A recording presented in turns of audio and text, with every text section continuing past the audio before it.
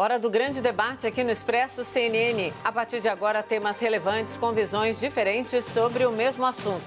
Para que você construa, então, a sua opinião com a gente. O Índice de Desenvolvimento da Educação Básica, o IDEB, divulgado nesta semana, mostra que o Brasil melhorou o ensino, mas ainda está distante da meta do próprio Ministério da Educação. O Brasil subiu de 3,8 em 2017 para 4,2 e a meta era 5. O índice do IDEB vai de 0 a 10 e é medido a cada 2 anos. O tema de hoje é: o que o Brasil precisa fazer para melhorar a qualidade da educação? Os nossos debatedores são Bruno Salles, advogado mestre em Direito Penal. Boa noite, Bruno. Boa noite, Mona Lisa. E Caio Coppola, bacharel em Direito e comentarista político. Boa noite, Caio. Boa noite, Mona Lisa. Boa noite, doutor Bruno. Boa noite, ao espectador da CNN. Boa noite, Caio. Começamos com você, Caio, suas primeiras considerações, por favor. Obrigado, Mona Lisa. Bom, num livro interessantíssimo, intitulado As Crianças Mais Inteligentes do Mundo, né?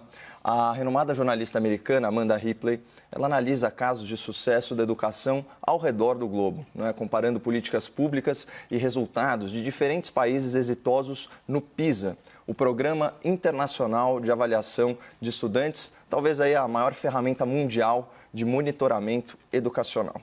A questão que intrigava a autora, né, que motivou toda essa rica pesquisa, todo esse trabalho de campo, é que não existe uma relação direta, ou seja, uma relação de causa e efeito, entre investimento e ganho de desempenho educacional.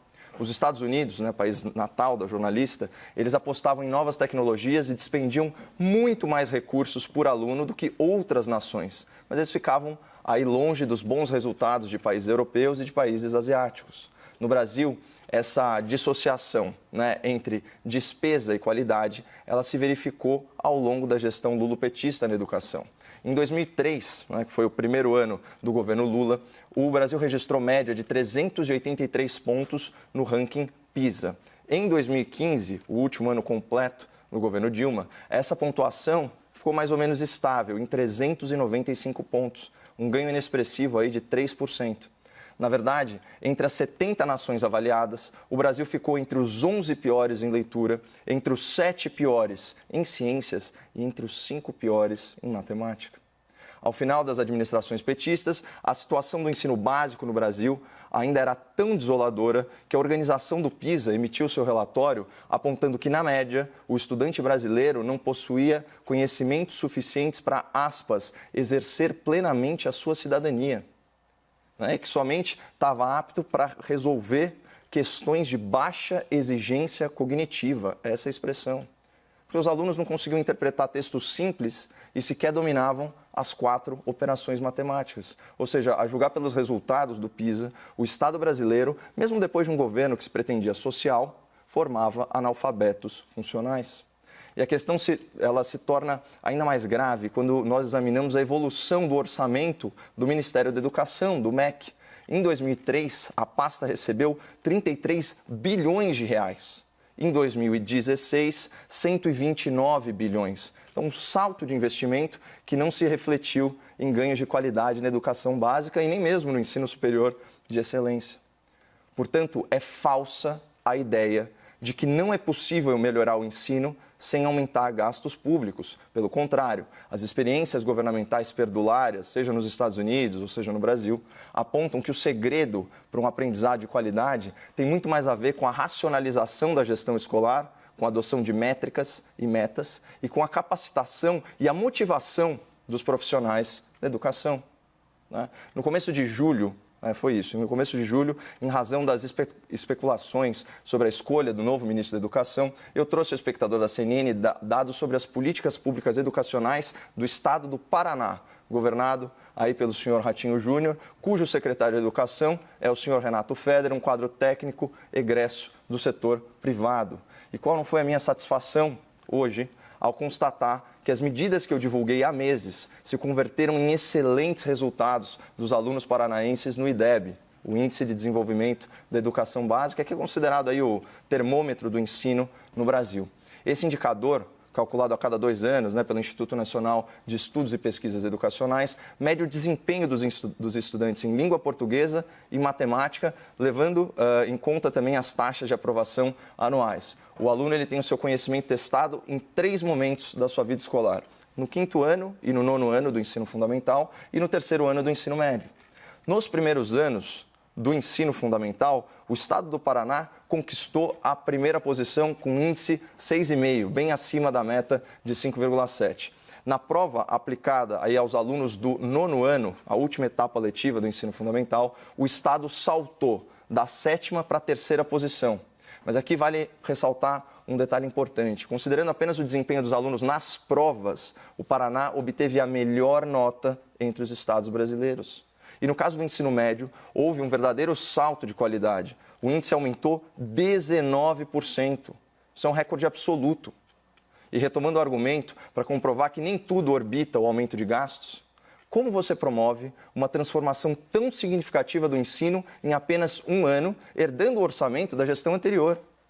De novo, com métricas e metas. Para ficar em um exemplo ilustrativo que eu já trouxe até o espectador, de custo baixíssimo e de fácil operacionalização, um desafio básico, de gestão educacional é a evasão escolar, o abandono da escola e o absenteísmo, a enorme quantidade de faltas dos alunos, que oscila em torno de 15% ao dia na rede pública Brasil afora. Pois bem, a Secretaria de Educação do Paraná desenvolveu um aplicativo de presença para chamada em sala de aula. Ele vai instalado nos celulares dos professores da rede pública. Essa informação digitalizada é enviada aos diretores, que têm acesso em tempo real à frequência dos seus alunos e aos alunos também de outras escolas, para efeito de comparação ou até mesmo de competição, uma competição saudável. Então, conseguindo mensurar e dimensionar o problema, os diretores, os coordenadores e os professores, eles podem traçar juntos estratégias para reter os estudantes mais tempo em sala de aula. Assim, diminuem-se as chances de reprovação e evasão escolar e ganha a qualidade do ensino. Os números apontam que essa iniciativa inteligente, essa iniciativa acessível, reduziu em 40% as faltas nas escolas paranaenses, o que na prática representa 50 mil alunos a mais por dia sentados nas carteiras escolares. É claro que a gente está se referindo aqui a 2019.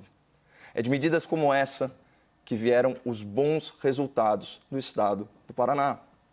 Agora, imagina se um secretário desse calibre, com essa competência, pudesse realmente fazer gestão de pessoas, selecionando, premiando e promovendo os bons profissionais da educação.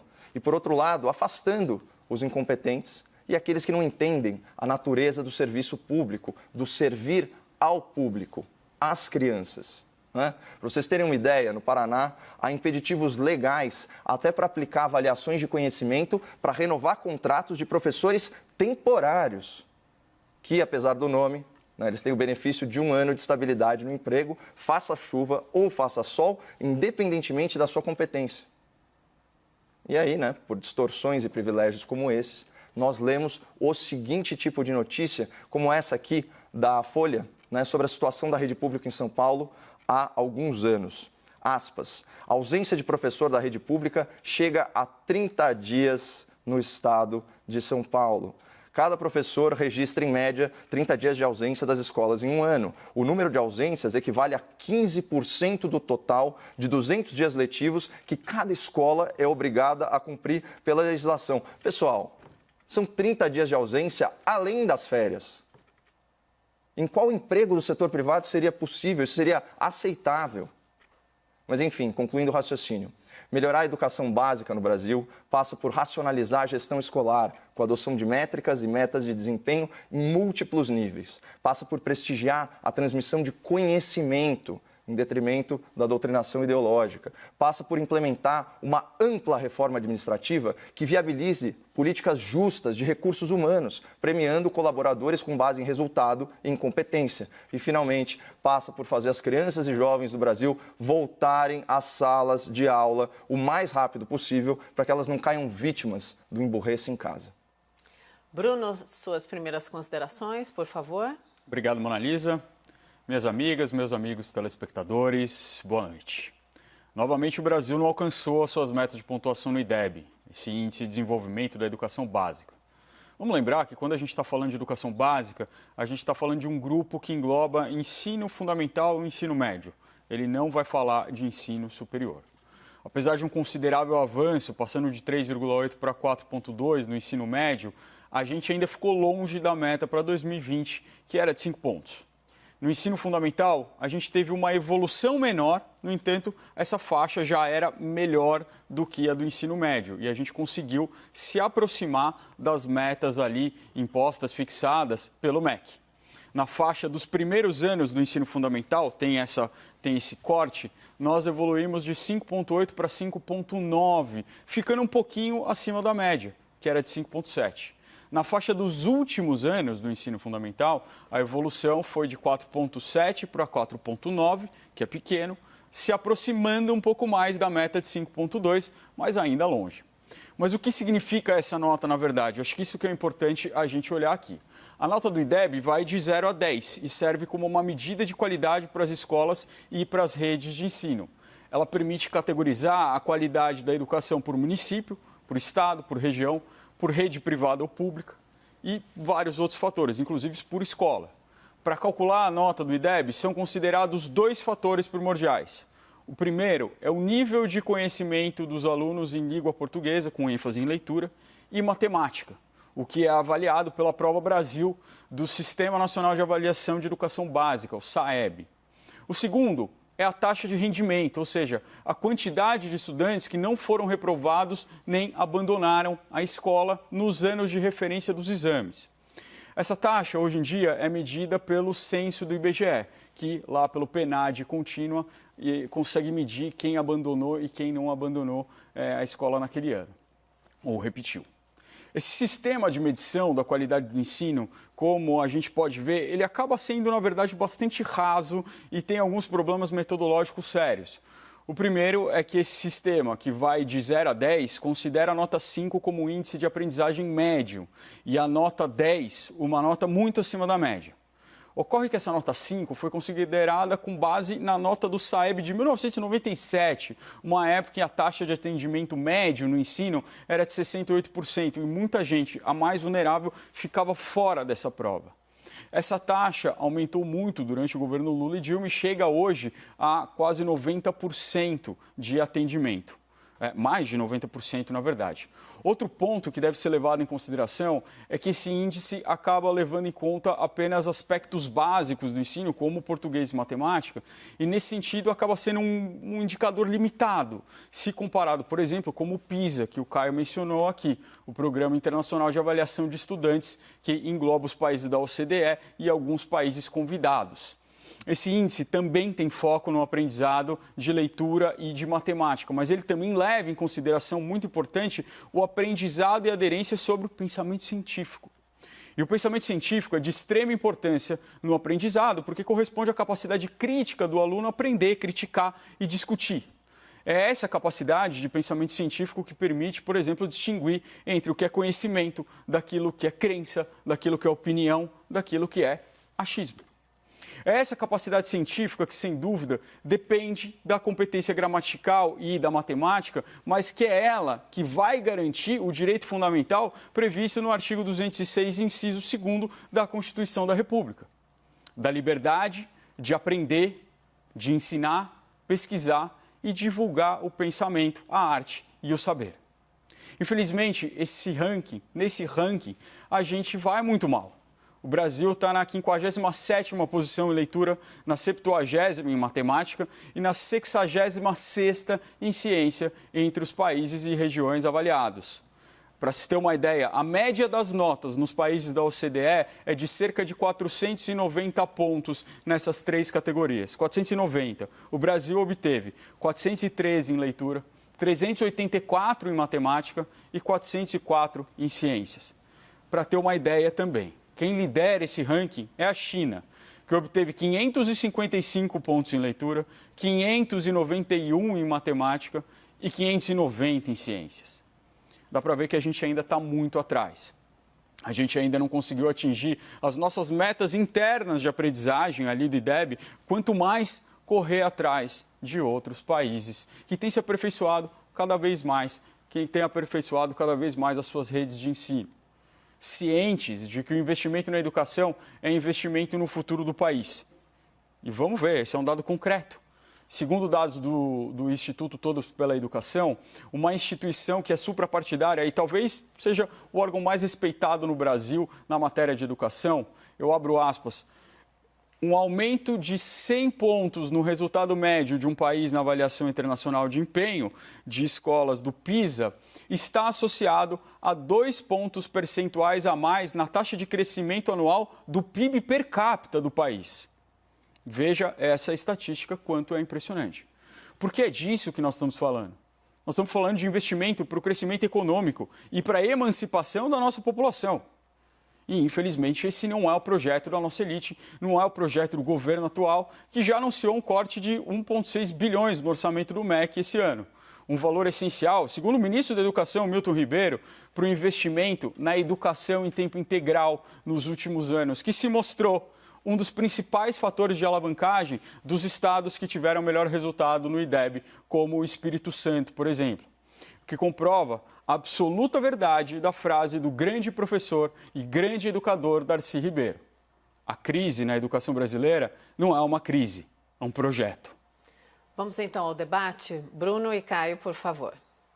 Eu queria só retomar aí o último ponto que eu falei, do que é fundamental para melhorar a educação básica aqui no Brasil, que é justamente a retomada às aulas assim que possível. Eu usei essa expressão porque a gente sabe que cada localidade tem a sua particularidade, embora a gente já esteja aí no momento de retrocesso, né, do número de contágios, do número de óbitos na pandemia, cada caso é um caso. E muitos especialistas, né, já colocam em xeque esse sensível avanço, né, no IDEB, a partir, claro, das consequências nefastas para a educação de toda uma geração, a partir desse isolamento social. Né? Alguns estados, eles conseguem, como por coincidência é o caso do Paraná, promover um ensino à distância de qualidade. Né? Lá, em média, cada aluno está fazendo 20 lições de casa por semana. Né? São 13 mil videoaulas por dia. E se você pegar os números mais rigorosos sobre exclusão digital, ou seja, aqueles alunos que estão acompanhando as aulas apenas por material impresso, isso fica restrito a cerca de 10% aí do corpo discente, né, do alunado. Mesmo assim, né, não tem como comparar um ano letivo regular, né, de 1.000 horas com essa situação. Até porque, segundo até o Datafolha, né, 44% dos estudantes de ensino médio, vamos lembrar que o ensino médio tem aquela motivação extra, né, principalmente no terceiro ano, de ser um estágio preparatório aí, né, para o ingresso na faculdade, para o ensino superior. 44% dos estudantes se declararam estudando mais de 3 horas por dia, isso no Paraná, e 90% mais de 1 hora por dia. Mas isso não substitui as horas e horas, né, de convivência escolar. Até porque a gente não está falando simplesmente de aprendizado, de apreensão de conteúdo. Como bem colocou o Dr. Bruno, a escola ela também tem um aspecto de formar o cidadão. Né? Então, eu queria pontuar isso. Depois eu sigo falando mais sobre a necessidade da pronta reabertura das escolas, para que a gente não perca, né, essa pequena vitória, vamos chamar assim, principalmente no ensino público brasileiro. É interessante esse case do Paraná. Eu realmente não estava sabendo nas principais matérias sobre isso. É muito legal também. Que você trouxe. Realmente, nas principais matérias, a gente vê aqui, olhando pelo próprio ranking, a gente tem São Paulo em primeiro lugar nas posições iniciais e finais do ensino fundamental, e o Espírito Santo em primeiro lugar no ensino médio. O Espírito Santo que deu um salto muito importante com a sua política. Né? Depois a gente vê também, com bastante destaque, o Distrito Federal, Ceará e Goiás, e depois também Minas Gerais, Goiás nos anos finais. O Paraná vai aparecer no terceiro, então acabou não aparecendo muito nas matérias, mas deu para pegar nesses principais casos alguns pontos que foram destacados como relacionados a esses altos números nesse IDEB, que novamente vamos deixar de uma forma bem clara. Ele é importante num certo limite.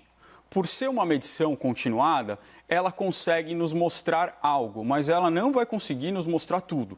né? A gente não pode confiar 100% de que um aumento no IDEB é algo que vai fazer, que vai confirmar que a educação nesse lugar é ótimo, ou mesmo dessa escola é ótimo, porque a gente sabe como é prova. A gente consegue se customizar para ir bem na prova e isso não quer dizer que isso reflete um aprendizado necessariamente. Não reflete resultados reais na aprendizagem. Mas os principais pontos foram a expansão do ensino integral a partir dos anos mais avançados de estudo. Esse é um ponto muito importante. Essa questão de estudar de manhã na escola e achar que já está livre é uma falsa crença que tem que ser abandonado. Vários especialistas colocam que ensino integral não significa simplesmente aumentar a carga horária. Também não é isso. Não é fazer com que o estudante esteja estudando das 6 da manhã às 6 da tarde. Não é nada disso. Ninguém vai conseguir aprender dessa forma. Mas é ter uma educação integral em que haja realmente essa integração, não só de tempo, mas uma integração entre a escola e a comunidade, onde o aluno possa participar de várias atividades em centros que recebam o aluno e consigam amparar o aluno, não só nessa aprendizagem para o mercado de trabalho, mas uma aprendizagem social. Uma aprendizagem como cidadão, que é uma parte importante que acaba sendo relegada a segundo plano ou às vezes até esquecida aqui no Brasil. Pegando carona nesse argumento, né, sobre de onde vem, né, os bons resultados, e aí também como denominador comum entre muitos desses estados. Só um parênteses antes, muitas vezes a nota, né, da prova, da SAEB, ela fica mascarada pela multiplicação pelo fator de aprovação. Então, por exemplo, em São Paulo, a gente tem índices de aprovação muito maiores, né? Vamos lembrar aqui que, infelizmente, a gente vive, de certa forma, ainda sob o fantasma daquela aprovação automática, né? Então, os estados que têm aprovação maior, eles acabam tendo as suas notas multiplicadas por um índice maior. Os estados que são um pouquinho mais rigorosos, que reprovam mais, né, eles têm o resultado das provas multiplicado por um índice menor. Então, isso também tem que ser levado em consideração. Também, aí, dentro daquilo que o Dr. Bruno falou, de que não é simplesmente um retrato, mas ele não é tão fidedigno assim em relação à realidade das coisas. Mas, enfim, os bons resultados vêm principalmente de secretários técnicos, né? A gente sempre critica aqui o loteamento político, né, nos ministérios, nas secretarias. Quando você tem um secretário técnico, no caso do secretário paranaense, ele não é nem do Paraná, ele não é paranaense, ele é paulista, né? Então, ele é um quadro técnico, trabalhava aqui na Secretaria de Educação do Estado de São Paulo, na gestão anterior, e aí foi importado para o Paraná pela gestão Ratinho Júnior.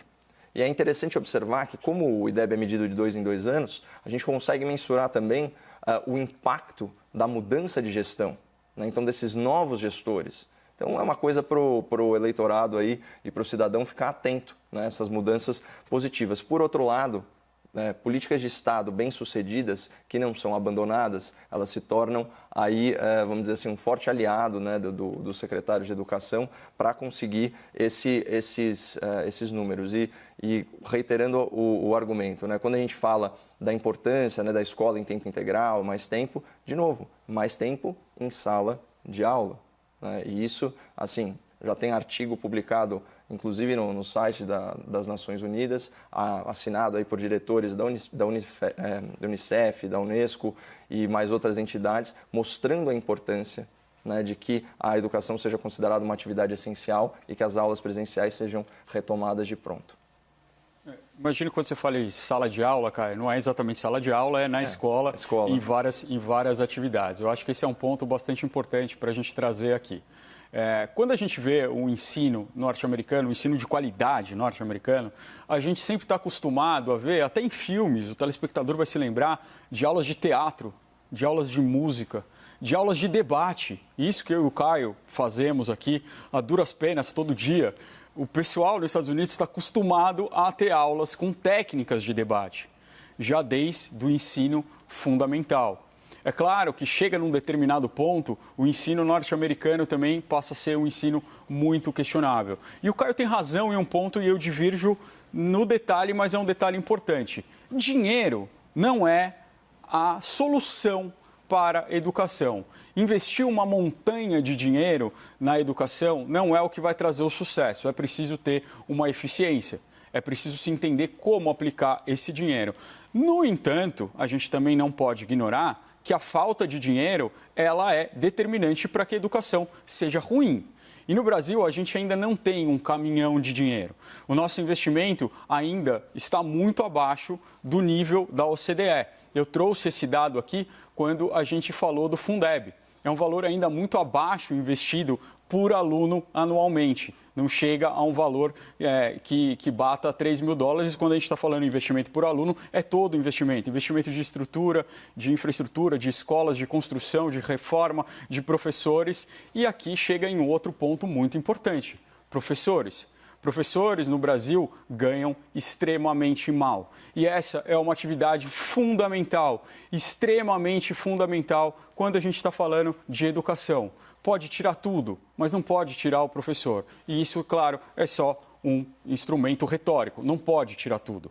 Um dos pontos mais importantes que os professores se queixam no Brasil, além dos baixos vencimentos, também são a falta de estrutura para que eles possam empregar. Um dado muito alarmante nesse sentido, que também é do Instituto Todos pela Educação, é que um terço dos professores do Brasil tem que complementar a sua renda com outro tipo de trabalho. Isso é um absurdo e isso fica claro em tempos de pandemia, quando os pais que têm criança em casa, que têm 1, 2, às vezes mais filhos em casa, veio o desafio que é apoiar um aluno. Apoiar um aluno ou 2 em casa. Esse desafio é exponencial quando você está falando de 30 alunos numa escola com todos os seus problemas que eles trazem para casa. E é por isso que defender o professor e a classe é muito importante, é fundamental se o Brasil quiser sair do abismo onde se encontra hoje em dia. Bruno, continue com a palavra, por favor, porque entramos já nos argumentos finais.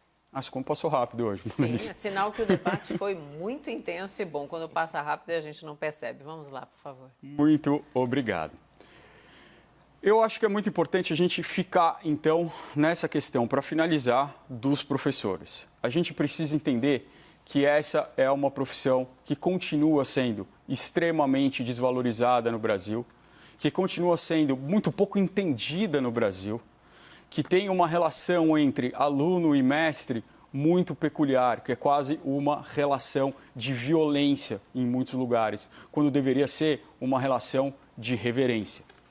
Se a gente pensar como é no Oriente, como é no Japão, na Coreia do Sul, que são referências de ensino, os professores são literalmente reverenciados. Não são os grandes professores, porque sequer tem essa distinção entre os professores de pequenos e os professores de universidade. Professor é uma classe que deve ser referenciada e ponto. E isso é muito importante. Isso é muito importante quando a gente vê esses debates ideológicos que querem colocar professores sobre ameaça, que querem dizer que o ensino que o professor traz é um ensino que está doutrinando crianças. É claro que nós não temos um ensino doutrinador, nós temos um ensino curricular no Brasil. Um ensino que pela grade de ensino, que pelo conteúdo, é aprovado e é admirado internacionalmente. Pelo menos em alguma coisa a gente tem de bom no estudo. A gente tem um legado de educação que a gente deixou para o mundo. Um dos maiores professores citados em língua inglesa dentro das carreiras humanas inteiras é um professor brasileiro, professor Paulo Freire, que tem a sua biografia tão devastada por um infinito de pessoas que jamais leu, que faria 99 anos amanhã e que deve ser parabenizado e que deve ter a sua obra respeitada, independentemente das suas orientações políticas e ideológicas. Porque o grande feito de Paulo Freire não é a doutrinação, foi conseguir alfabetizar pessoas que trabalhavam em canaviais em 45 dias. Isso que deve ser compreendido. Caio, seus argumentos finais, por favor. Doutora, a exceção aí do seu negacionismo em relação à doutrinação ideológica nas salas de aula Brasil afora, os seus argumentos são irretocáveis. Claro, se a nossa base curricular ela fosse tão efetiva, tão eficiente, e tão maravilhosa assim, nós não estaríamos nesse estado das coisas, muito menos durante a gestão lulopetista. E eu trouxe aqui dados e fatos, não há argumentos, porque eles falam por si só e é uma realidade que se impõe, a gente testemunha isso todos os dias na realidade nacional. Eu vou bater forte de novo nesse argumento de volta às aulas, trazendo uma matéria que eu citei ontem, né, que é da entrevista da psicóloga Viviane Sena, que defende a reabertura, né, das escolas. Ela diz o seguinte: os países que voltaram mais rapidamente com as escolas antes do comércio ou no máximo simultaneamente são os que têm os melhores desempenhos no PISA, o exame citado tanto por mim quanto pelo Dr. Bruno. Né? Que coincidência, ela até ironiza. A gente pode abrir restaurante, shopping, 25 de março, bar, salão de beleza, tudo antes das escolas. É muito representativo o que é prioridade. E só para ilustrar como nós estamos na lanterna do ensino presencial, embora a pandemia, sob certo aspecto, na média esteja sob controle, olha o que ela diz: o aspecto da transmissibilidade para os adultos, em razão das crianças serem assintomáticas, não se confirmou em diversos países, inclusive a partir da volta às aulas. O pico do fechamento das escolas foi em abril, com 192 países, representando 91% ou 1,6 bilhão de alunos. Em setembro, ou seja, agora, são apenas 46 países, menos de 24% do total. E é nesse grupo que está o Brasil. O grupo que está abandonando as nossas crianças e deixando elas à mercê, não dos educadores que nós defendemos aqui, de fato, os bons educadores no Brasil são heróis nacionais, mas sim dos seus pais, que têm outras, né, atribuições, além de ensinar os filhos e fiscalizar as suas atividades aí fora da sala de aula. Então, vamos, por favor, né, nos conscientizar e retomar as aulas como uma questão prioritária nessa pandemia. Obrigada, debatedores. Bom fim de semana, Bruno. Obrigado, bom final de semana, Mona Lisa. Bom fim de semana, Caio. Excelente final de semana, Mona Lisa.